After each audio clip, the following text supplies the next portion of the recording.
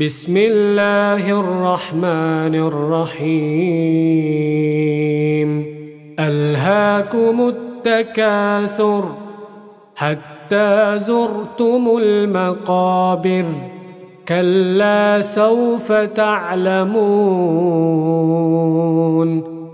ثم كلا سوف تعلمون كلا لو تعلمون علم اليقين لترون الجحيم ثم لترونها عين اليقين ثم لتسألن يومئذ عن النعيم.